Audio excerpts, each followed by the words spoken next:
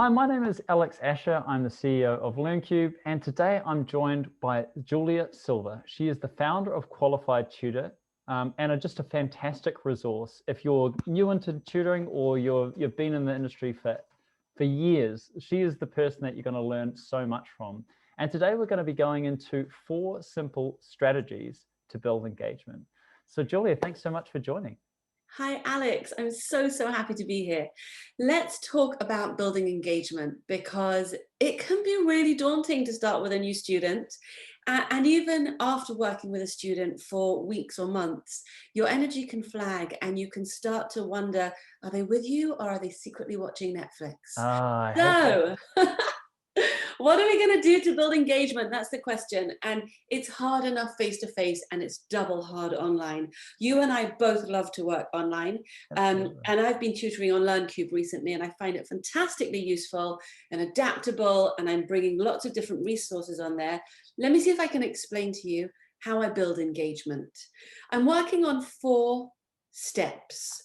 Sure. My 4 steps that sort of go together and build together are positivity, personalization, pitch and pace, and partnership. I know it sounds like 5, but pitch and pace go together. It's This really is only how 4 they Ps. work. So It everyone really is the 4 Ps. But we counting. can't talk about the 4 Ps because in Qualified Tutor, we have the 7 Ps of professionalism. Oh, And there's there Ps is everywhere. such a thing as too much alliteration. So we're just going to focus on these 4 steps and see if they're going to help. Positivity, as you can hear, is ramping up the energy. Trade secret, I don't actually talk like this in real life. I just talk like this when I'm tutoring online. I find that a great big warm welcome, tons of enthusiasm, really creates energy in a session, and the student feeds off that. My instinct is that when the student is ready to log on, as the student sits down to work with me, they're already anticipating my big smile and my warm welcome. It makes them feel special, important, and that they want to be there. When you're working online, of course, you have to take it up a notch further. You don't have to be a party entertainer, but you do have to be really present and give it your all. Yeah, So and you have to rely on your voice a lot more, right? And your face. yeah. Like you don't have your entire body to be using, but sometimes it's actually good to use your body, right? Yeah. Because it helps us actually build a little bit more enthusiasm in the session. Even if they can't see it, they can feel it and sense it in your voice and the way That's that you. really interesting. I do think it's interesting how the wave has come back since we've been working online, yeah, and lots of thumbs up. All of a sudden, like you would never do that in real life, but all of a sudden those become part of the way that we communicate. And I have a colleague, Dave Harris, who's a very experienced tutor who stands. He says that he just communicates more energy at a standing desk than he does sitting down. He says he's a standing tutor. So lots of different ways to communicate and build energy in your presentation. That was really nice. Thanks for bringing that in.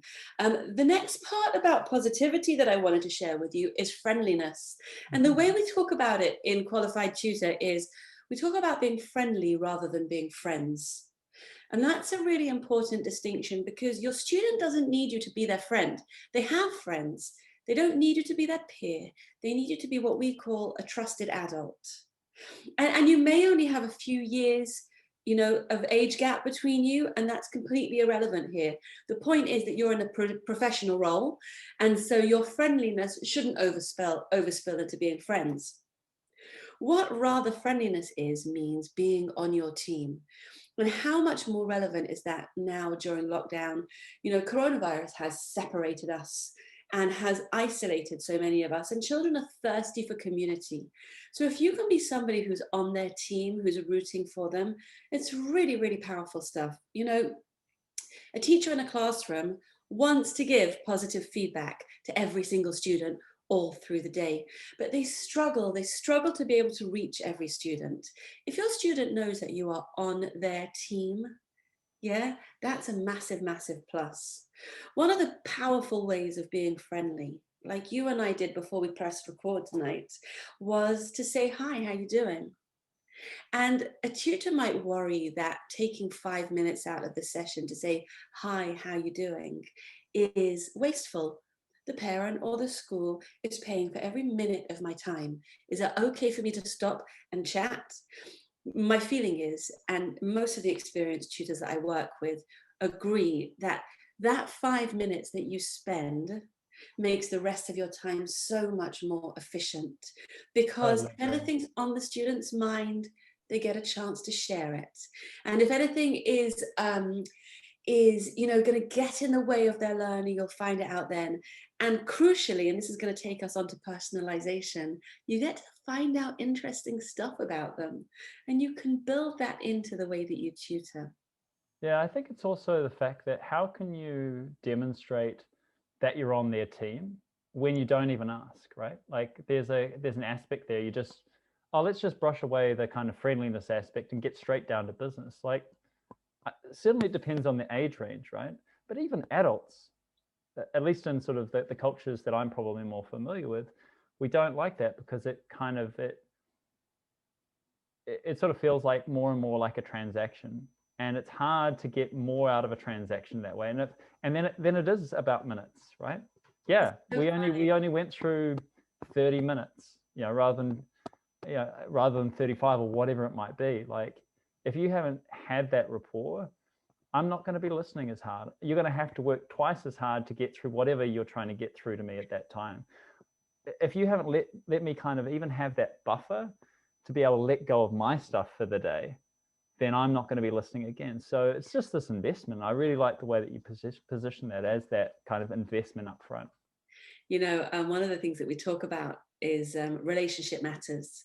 And the phrase is that relationship is the conduit for learning. I want to hear what you have to say because I'm interested in you. That's a Yeah. big deal, you know?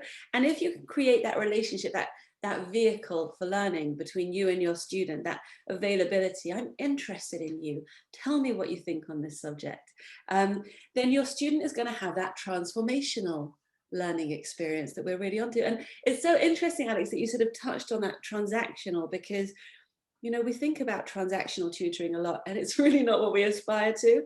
We're here to solve problems. We want to help, but we want to help with a bigger vision.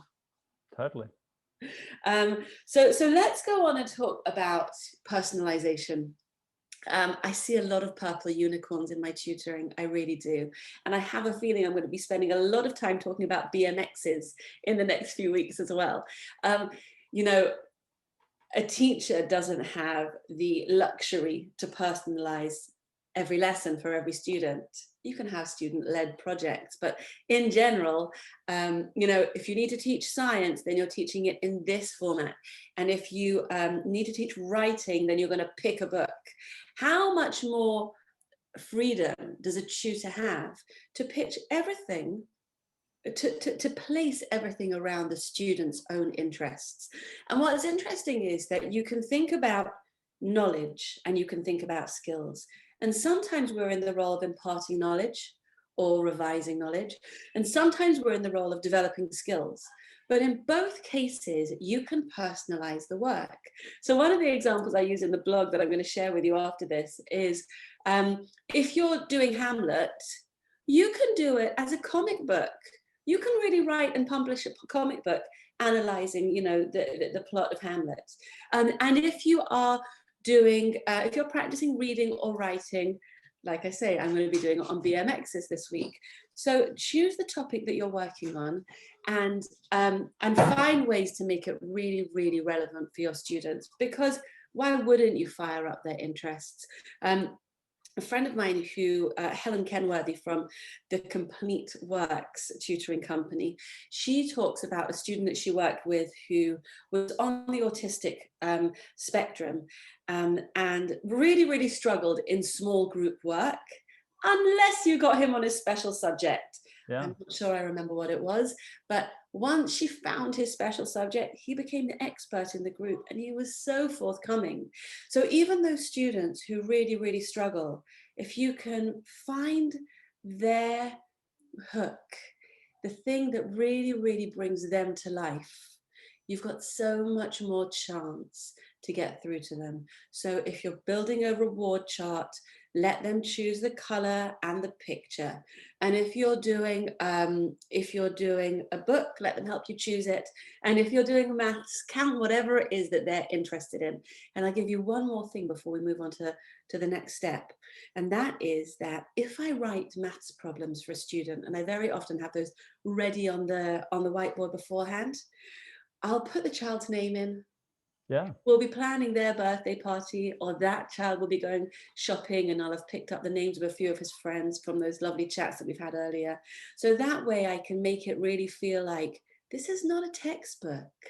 This is a learning session. Yeah, it's totally right as well. Like a lot of the time, you know, I'm in, like, obviously in technology, like ed technology, right? Yeah. And a lot of the time we kind of hear people sort of suggesting, you know, hey, there are apps that can do these things really well. And it's absolutely true. But when you think about a tutor, what's the thing that is evergreen about a tutor is your creativity and your ability to think laterally. I mean, just like there's even those little boxes, like those captures that you get on the computer that like, are you a human, basically? Like those are the things that we still got, like we still got over the machines. And so if you're not bringing that humanness to the session, and that's why, again, I think the point that we're talking about before around that investment in the student, which means knowing them, knowing what motivates them and excites them. If you haven't done that work beforehand, you can't do this next step that you're talking very well. It'll actually just feel like generic. And then I am wondering, why am I paying for this? So really great points on personalization. Let's take it a bit further though. The role of the mentor is what's never going to be lost. Yeah. So Oak Academy and Khan Academy can be bringing us as many fantastic recorded videos as possible. All these brilliant responsive apps are allowing us to build responsive programs that are tailored to each individual child. But if you don't have a caring person, a trusted adult leading them through, then it doesn't make meaning out of the learning. That's it. Yeah, and I think, again, sort of reiterating these points because they're so interrelated. Yeah. If you have that friendliness, as you kind of put, rather than friends, you can create a mentor relationship, which is actually, I'm not saying it's not better than a friend. It just gives you different capabilities, right? When you're a mentor, you can say things that are different and in a way that's different to a friend. And so that's why that really resonated with me around that professionalism. And bring that friendliness to the session, and how that then passes on to personalization. It's beautiful because we're also talking about there is feedback. Yeah. What is the thing that a mentor can do that a friend can't? Is give the powerful feedback that's going to help you to grow. Brilliant. So what's our third topic? So I think this is brilliant. You've gone positivity, we've got personalization. Our third one is? This is a twofer. Oh. Pitch and pace. We always talk about them together in teaching, and the majority of lesson observations that I've done in the classroom, it's the pitch or the pace that's off. And if a teacher can nail the pitch and the pace, the engagement is that the children are with her in the lesson. And it's even more so in tutoring, because tutoring is a precision art. There's no excuse for not pitching and pacing your work effectively when you're working with one student. Yeah. Of course, well, let me just clarify. Pitch means how hard or easy the work is, the level of work. And pace means how quickly or slowly you go. So just to sort of unpack that a little bit, you know, you could, number one, you need to know your student. So you need to always be starting with assessment. An assessment could be a formal written piece, or it could be just doing the kinds of activities that let you get a feel for their strengths and their weaknesses. So once you have an idea about where your student is, you're pitching the work at that level and you're constantly adjusting. So the phrase that we use is be a thermostat, not a thermometer. What does a thermometer do? It tells you what the temperature is like. What does a thermostat do? It adjusts the temperature to the optimum. So a tutor has to be like a thermostat, constantly adjusting to make sure that the student is receiving the optimum learning point. So let's say that you've got your pitch right. You also need to think about how quickly or slowly you're going. Specifically, there are students in every classroom who have what we call slow processing speed disorder, which is exactly what it sounds like. It's not that they can't get it, they just can't get it quickly. If you slow down and give them way more thinking time than you're comfortable with, then they'll get it. And all of a sudden, this child who never gets past 50% in a test gets to the end of the test because you just gave them more time. Now, there are, arrangements for exams, access arrangements to make sure that a child who has had special educational needs assessment can get this in exams. But it's a problem that students will have every single day in the classroom. And simply by slowing things down for them, you enable them to fill their own gaps. It's not that they can't do it, they just can't do it quickly. Equally, there are some children who are just quick. And the teacher has to slow down and explain it again to everybody else in the class, by which time they're looking out the window, doodling all over their work, and you've lost them for the rest of the session. I see children with their hands in the air like this all lesson, and they're just not getting what they need. And it's not that they can't do it, it's just that the pace is off. So get the pitch right, get the pace right, and they will be right with you at their learning point. I sort of think about it like driving a manual, if anybody drives manuals anymore, the biting point. If you can get that biting point, they are poised and available for learning. Got it. How do you, one of the things that, first of all, I really like that that metaphor. I think it helps you adjust each session, but equally, that's the point that I was trying to work out if you had any techniques or tips on. But is every time you have that first 5 minutes, it's trying to assess where they're at, right?